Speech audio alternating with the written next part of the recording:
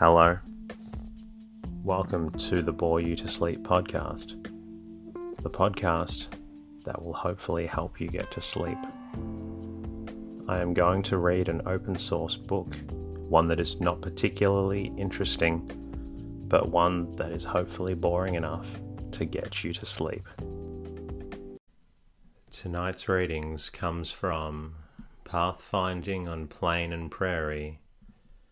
Originally published in 1898, John McDougall takes us through life in the Canadian Northwest, in a time that is long past but not forgotten.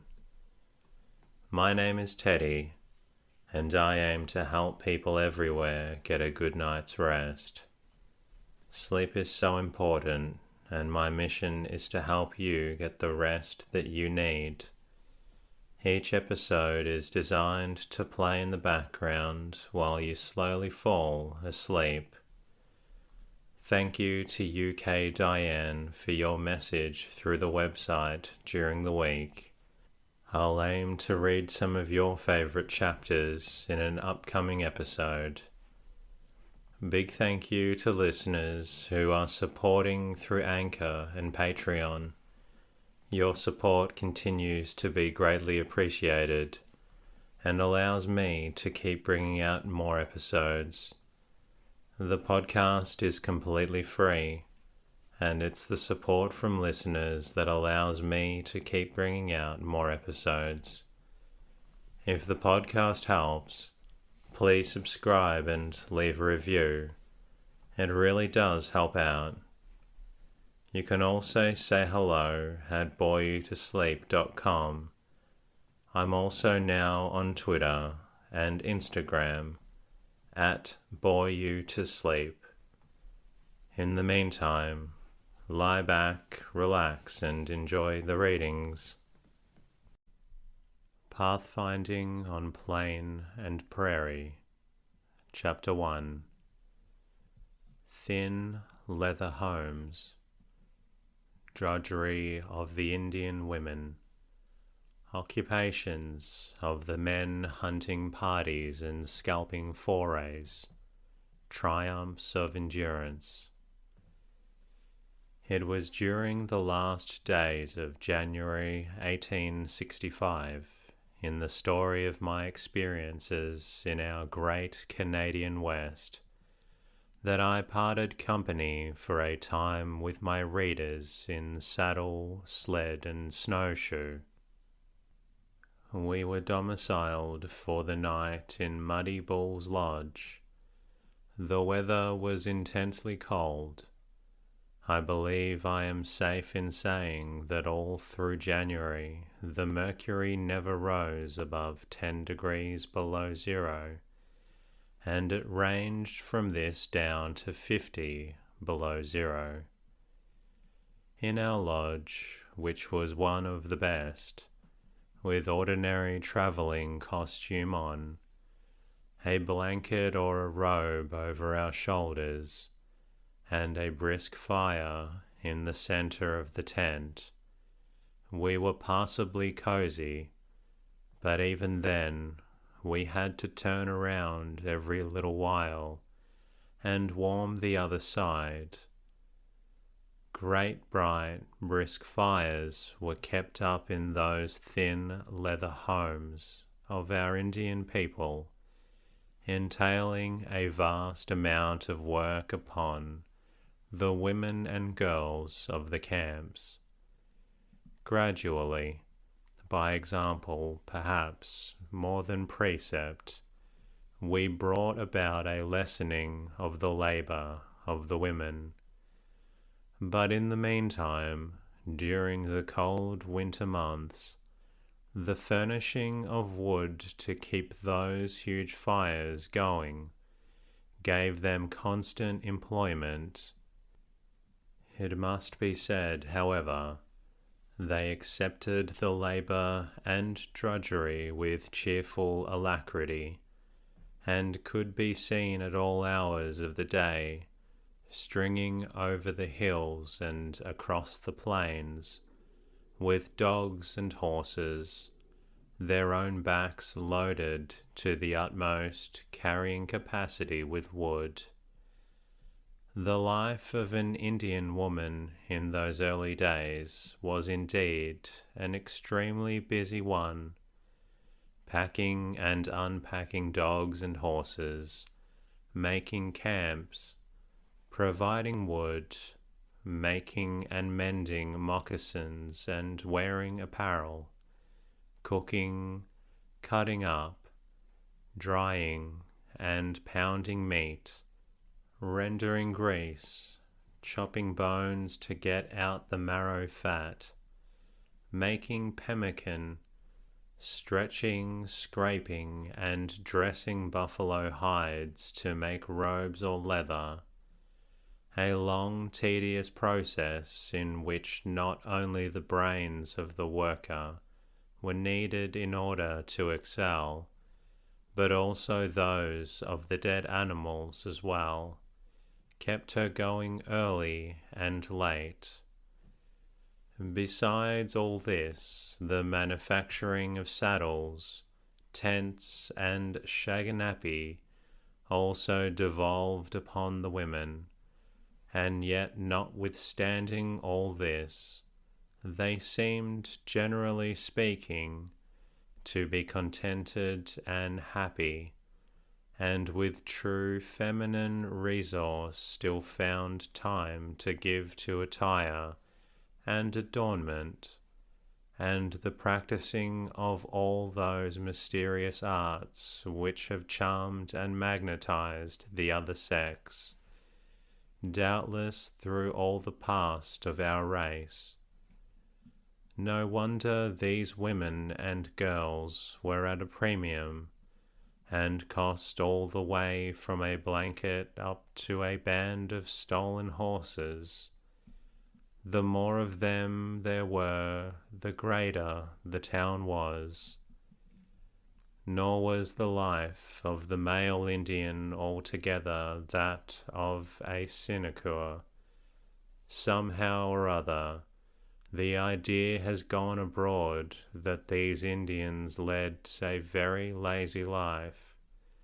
But if the men who thought this had spent some time with either wood or plain Indians, and had accompanied them on their hunting and war expeditions, he would have materially changed his views.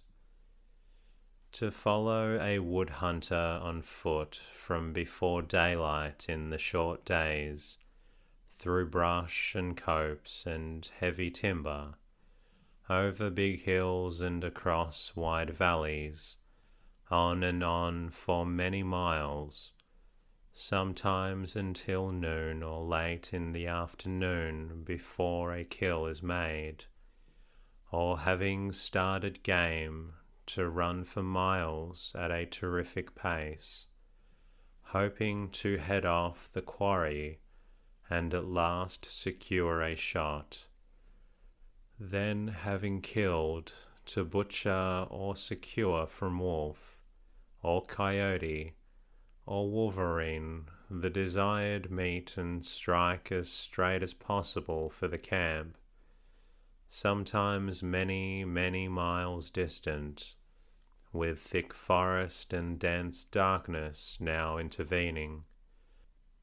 Or it may be to have all the labour and exhaustion of such a chase without the chance of a shot, reaching camp late at night, wearied and disappointed, to continue this for days, sometimes feasting and again famishing, and all this not from choice but of necessity, could be counted no easy matter.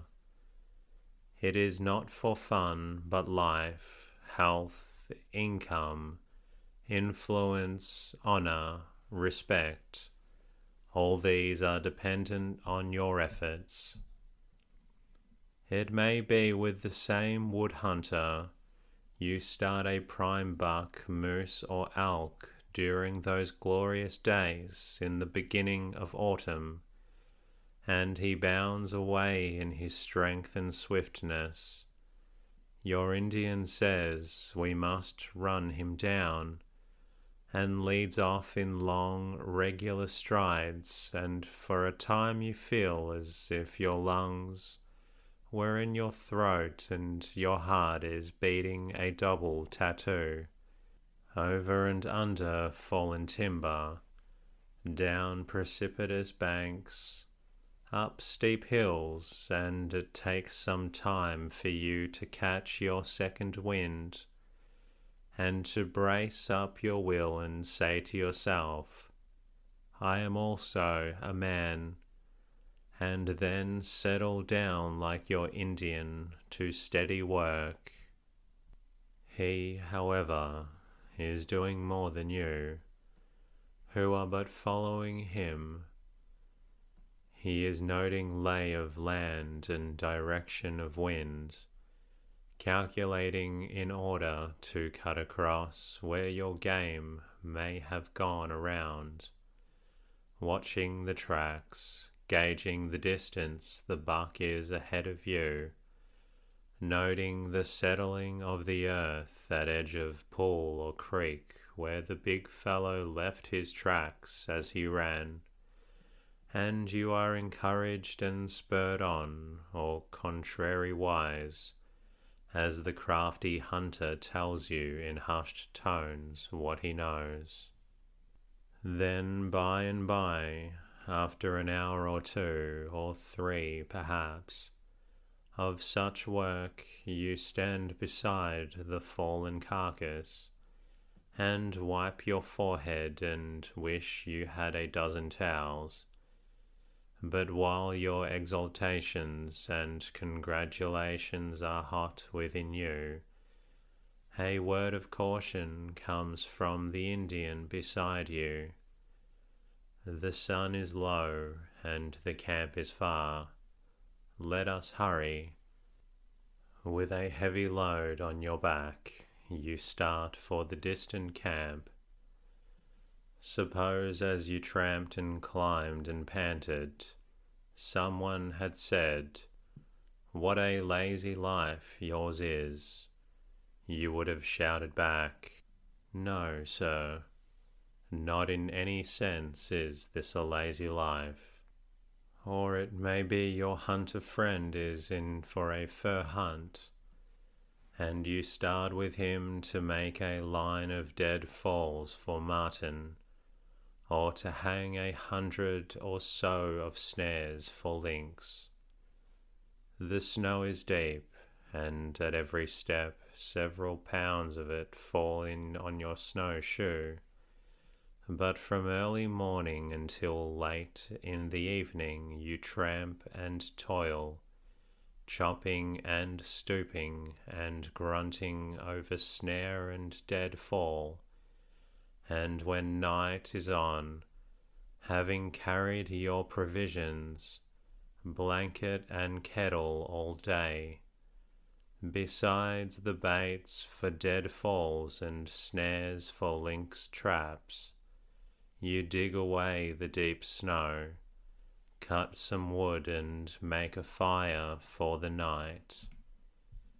While the fire burns, you doze and chill, and pile on fuel and wait for morning, only to repeat yesterday's work, and so on, until, having made a big detour, and hung your snares and carefully fixed your dead falls, you in 3 or 4 days reach home. Then in a short time you must visit all these, and in the intervening days make your forays for food. No one who has tried this manner of obtaining a living will pronounce it a lazy life. But suppose you were with some plain or buffalo Indians, and as was about the average condition in the winter time, the buffalo were from 50 to 200 miles from your camp. The rigour of the winter and the condition of grass and wood forbidding the camp moving any nearer to them, the hunting parties had constantly to be organised, and the meat and robes brought from long distances home. Under such circumstances, the hunter not only had to undergo great hardships, but also to run very great risks. Storms on the bleak, treeless plains, with a deep snow and travel of necessity slow and difficult, were indeed as the powers of the air, and darkness to encounter and overcome, and the really indolent man who was not in it when such work was engaged in. Then it was incumbent upon every able-bodied man, under the code of honour of the time, to make an annual or biannual or even more frequent foray for horses and scalps. These trips generally took place in the spring and fall, with the melting of snow and ice in spring, or the making of the same in autumn. Parties large and small would be made up, each with lariat and a few pairs of moccasins, and if possessed a gun, with as much ammunition as he could obtain, or armed with bow and quiver full of shod arrows. In the dead of night these men would start for the enemy's country, depending on sustaining life by the chase on their way, journeying on, sometimes by day and sometimes by night, fording rapid streams and swimming wide rivers. What signified the breaking up of the season, or the plunge into ice-cold water of river and swamp to them? These must be considered as trifles. By and by, when the enemy's presence is felt, there will come the weary watching and waiting, amid cold and hunger, for cunning and strategy are now pitted the one against the other, and endurance and pluck must back these up, or the trip will be all failure. 1, 2, 300 of miles and steady tramping, with your camp always facing in the direction of where your enemy is supposed to be. Every day or night the scouts, making thrice the distance covered by the party, keep up their constant effort to discover and forestall counter-war parties, or to find the enemy's camp, and when this is found, sometimes to hang for days on its movements, and, following up, watch for a favourable spot and time, either to make a charge or to steal in under cover of storm or darkness, and drive off bands of horses. Then in either case to start for home, and push on regardless of weather, so long as men and horses will hold out. After a successful raid, those long runs for home were great tests of horse flesh and human endurance. With scalded legs, blistered feet and weary limbs, and with eyes heavy for want of sleep, these men, now exultant with victory, would vie with each other in the race for camp. A lazy man assuredly had no place in such trials of endurance and of hardship. Furthermore, Upon the men and boys of the camp devolved the care of the horses. The herding and guarding of these gave many a weary tramp or ride, and many a night in cold and storm, without sleep or rest. And finally, the constant need of protecting their camps from the wily enemy was a source of permanent worry, and always rested as a heavy responsibility upon these men. Chapter 2. Camping in the Snow. Our Costume. Brilliant sunrise effects. Maple and her pups found at last. Striking example of dog sense. The Fort Garry packet. Just now, we are surrounded by both wood and plain hunters. Maskapatoon in my time always had a following of both parties. The gambling and conjuring drums are beating in several lodges. In others, as in ours, the evening hymn is being sung and prayer offered, and presently we roll in our blankets and robes, and sleep, though it takes me some time to forget my lost train of Maple and her pups. By 2 a.m. we are up boiling our kettle and snatching a bite of breakfast. Then, by the clear moonlight, we begin the loading of our sleds. This is tedious work, and had it not been for the innumerable host of dogs, our own to boot, we would have had this over and all ready last evening. Now in the keen cold of early morn, even old Joseph has to move quickly to keep from freezing. To put from 500 to 600 pounds of frozen meat on a narrow dog sled, and as nearly as possible to maintain the equilibrium, is no light task. But by 4 o'clock sleds are loaded and dogs harnessed.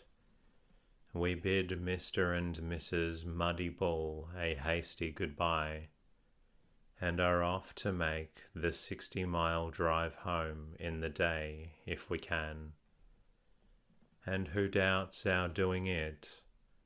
Not ourselves, at any rate, for the road is fair, our dogs fresh and strong, and we, costumed as we are, must move or freeze.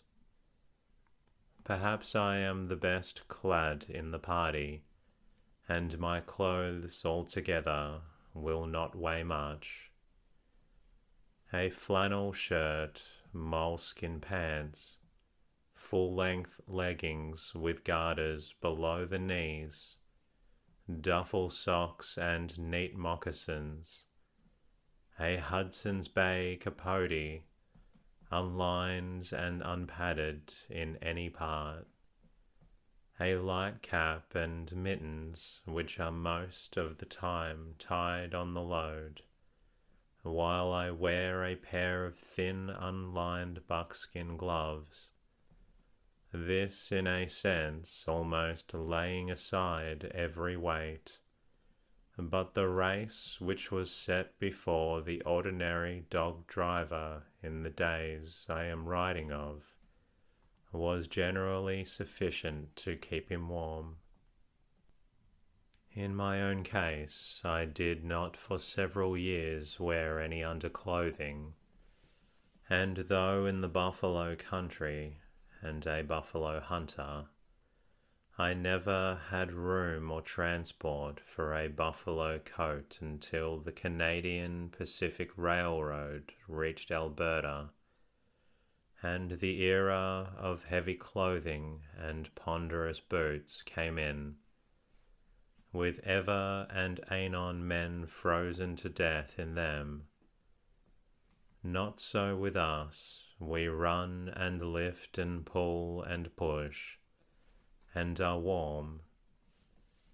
Old Joseph has for a leader a big dog called Blucher, and every little while there rings out in the crisp air the call Butchen, for in Joseph's soft, unanimous tongue there is no use for the word and the letters L and R. Before daylight, we have pulled up in the lee of a clump of poplars and, kicking away the snow and gathering wood, have built a glorious fire. A hasty second breakfast, and again we are off, while the day sky is still faint in the eastern horizon, and now the cold seems to double in rigour. Old Draffin's breath solidifies here, it disappears into the infinity of frozen air on every hand. Even the smooth toboggan and the soft moccasin are not noiseless on the hard, crisp snow of the road. It is cold, but the colder it becomes, the harder we drive. Mars Butchen from old Joseph, Yo-ho Putio from Susa. The old dog inclined to sneak in my train is Grog. I ring out his name so sharply as to make him think his last day has come, and he springs into his collar with such vim as to quicken the whole train into a faster step. Now the morning is upon us, and presently the clear sunlight glorifies the waking world. Tiny shrub, willow bush, timber clump, valley and hill, with their millions of glittering ice crystals, are brilliantly illuminated. The scene is dazzling and beautiful in the extreme.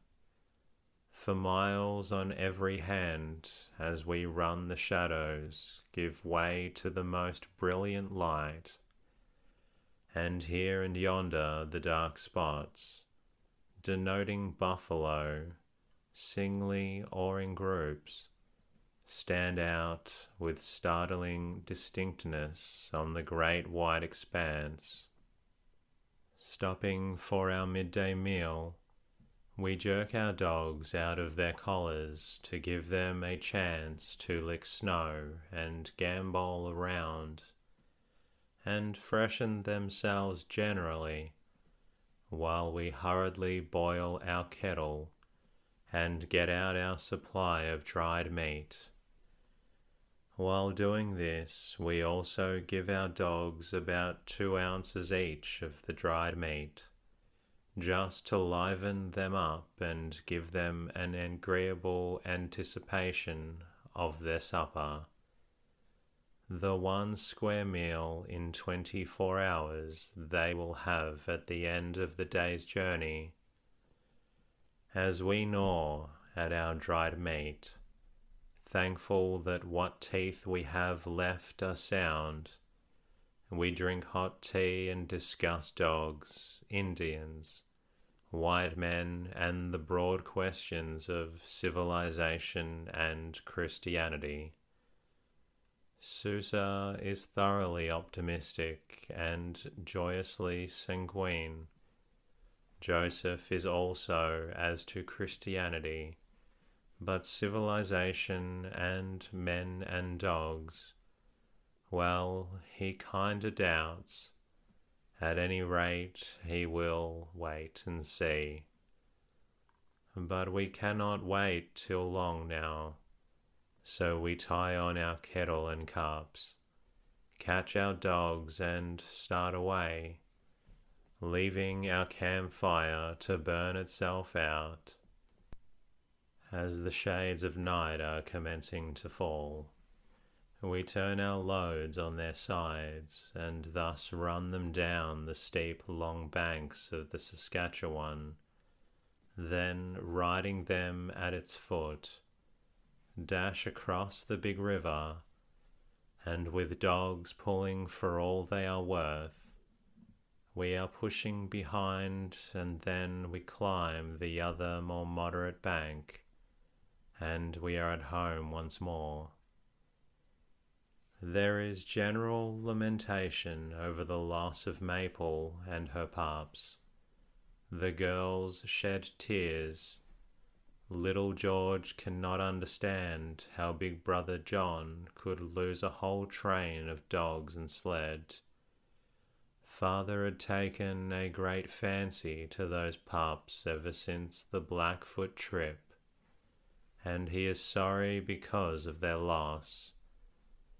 Never mind, we are at home, and we unharness and unload, pile away our meat and feed our dogs, visit with our friends, and long before daylight next morning are out on the outbound journey for more meat.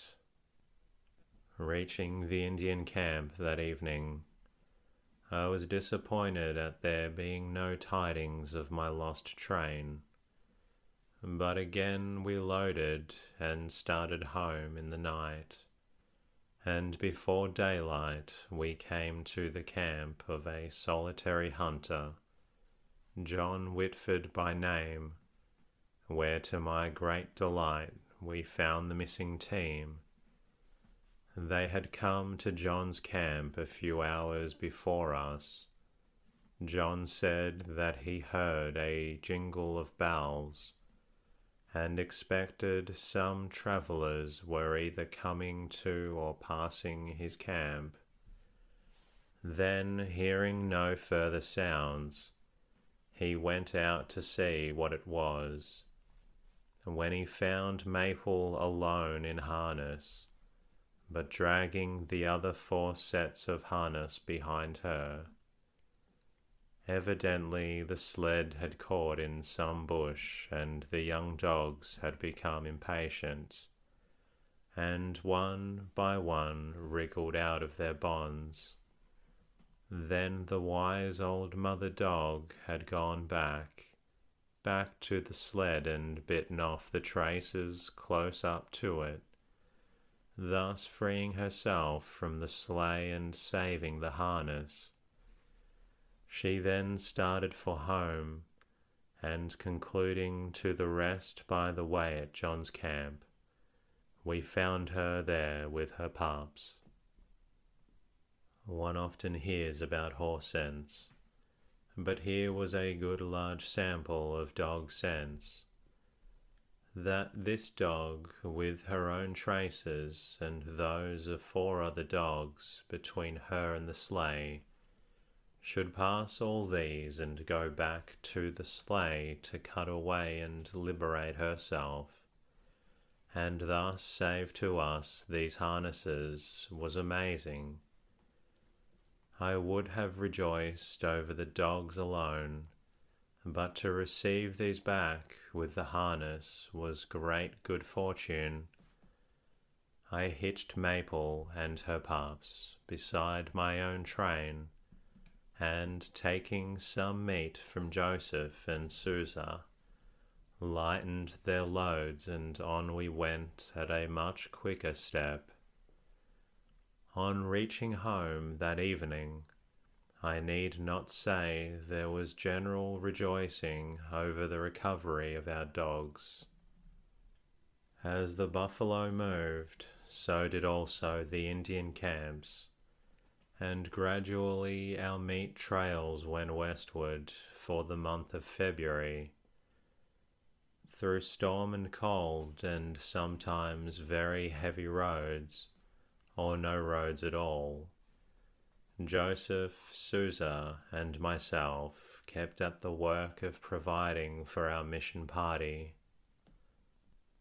Those at home in the meantime were constantly busy holding meetings, doctoring the sick, taking out timber, whipsawing lumber, and hauling hay or wood. Indeed, there was no time to become lonely or to think of the onions and garlic of the former Egypt. Our party knew it was out in a larger wilderness, but full of Christian resolution. Each one felt as did Joshua and Caleb. The event of the winter was the arrival of the February packet from Fort Garry. A few letters from Eastern friends it might bring, with 2 or 3 newspapers several months old. But this was the one connecting link, and the dwellers in the Hudson's Bay posts and at mission stations in the northwest, though far apart, felt a common interest in the packet, for it not only brought news from the Far East, but also from one another. For days before its expected arrival at the post or mission, the packet was the chief item of conversation. Many an eye was turned to the direction whence it should come. Many a person the last thing at night would stand out in the cold and listen for the sound of bells, which might indicate the approach of the eagerly looked-for mail. And when at last it came, how many were disappointed. The one lone chance, and still no news where so much had been expected.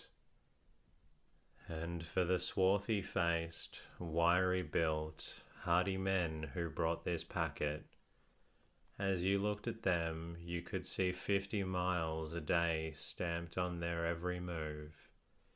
50 miles and more through deep snow, blinding storms and piercing cold. Picked men these were, and they knew it, and held themselves accordingly, heroes for the time being at every post they touched. Nor did these faithful fellows tarry long at any one place. Arriving in the morning, they were away the same afternoon, coming in late at night, off before daylight next morning. This was the manner of their faithful service to the great company which somehow or other had the faculty of inspiring its employees with splendid loyalty to itself. And that concludes tonight's readings. I hope you're feeling drowsy and ready for sleep. You're always welcome to listen to another episode in the meantime. I'm going to be working on a new episode to bring to you very soon. Until then, good night.